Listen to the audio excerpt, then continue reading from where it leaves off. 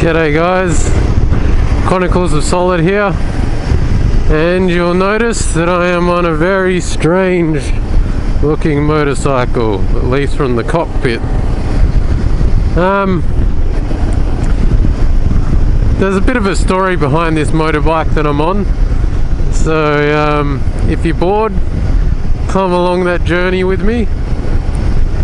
I'm on a Kawasaki VN250, and it's a cruiser and it's a 250. So in the motorcycle world, it's like the red-headed stepchild, I guess.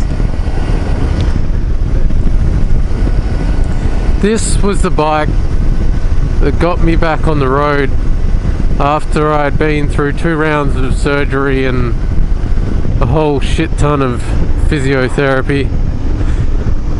This was the bike that got me back on the road. And I took it everywhere. I took it touring, I used it for commuting, everywhere except for the dirt, really.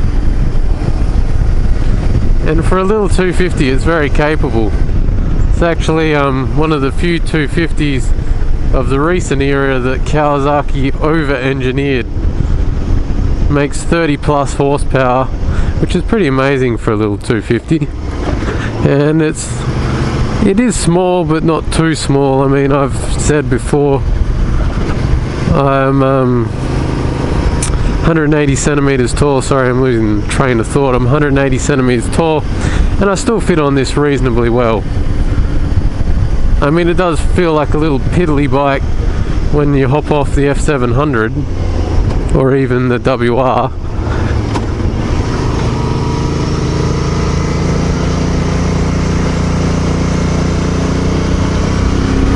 But it's got a nice little V-twin motor. You do get bored of the power very quickly though. I'll just pull over here so you guys can get a look at the awe-inspiring 250 cruiser. Sarcasm inserted there, people, if you're not getting it. So that's a little 250 cruiser, the little baby piglet.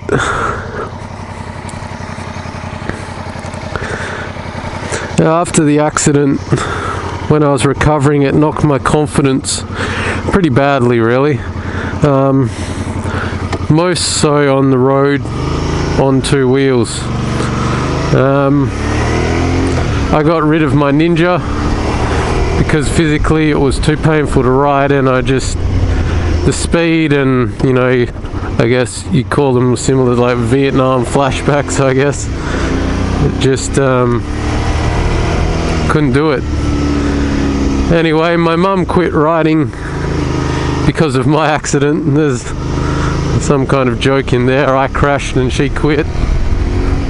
Anyway, this bike was sitting around doing nothing, so she kindly trailed it the 300 kilometers to my place,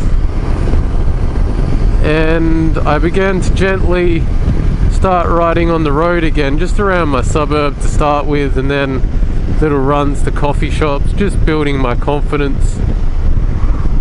And then I eventually took her out on a couple of 100-kilometer rides out in the country. I never really got to the stage of doing any touring on it, although it'd be capable of it.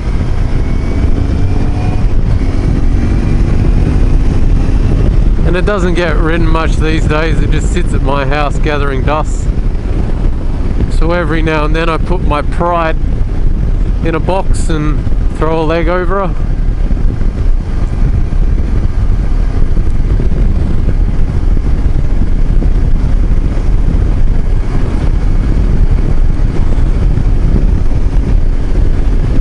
I suppose if there is anyone out there that actually is looking at getting one of these, God knows who you are, because they stopped making them in 2007.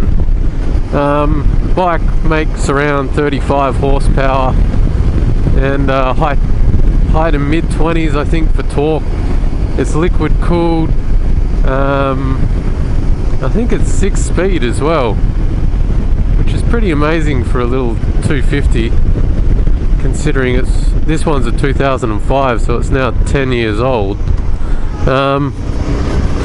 It actually has quite a nice look to it for a 250 cruiser. It's one of the few that managed to capture the more hardcore look a bit.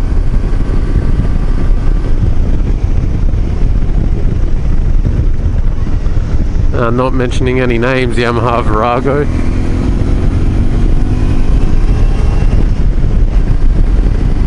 One of the strange things about this motor is it's quite revvy. Like, you hop on a cruiser and you think you're just gonna waft along on a tide of torque, but like most 250s, you gotta rev the bloody tits off the poor thing to get it going.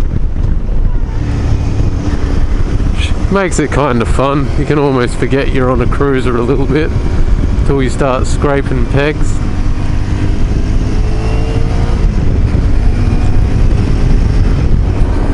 The tank's decently sized. I think it's about 16 or 17 litres. Goes forever on a tank. Boosty bike. No nod.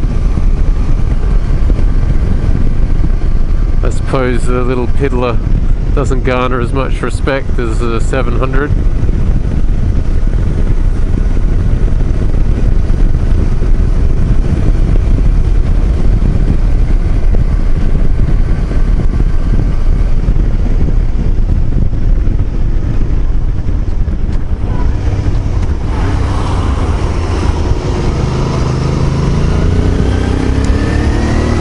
So yeah, this was a little bike that restored my confidence.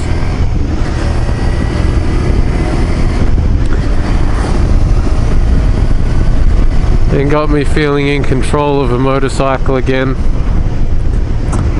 I also, I'd sold the Ninja, but I hadn't, I was still in court battling over getting reimbursed for being squished on the freeway, so I didn't have any finances to buy another motorcycle, because long story short, I had to use the money from my Ninja to pay for university debt. So I was bikeless and very happy to have any form of two wheels then. I was so desperate you probably could have offered me a scooter.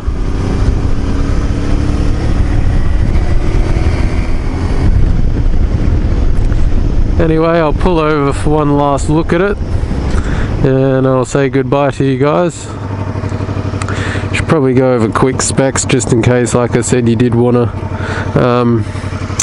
buy one. So good things about this is the big tank, the brakes are adequate, plenty of accessories like the screen you can get for it. And something that's nice over a lot of little 250 cruisers is the rear suspension is adjustable for preload.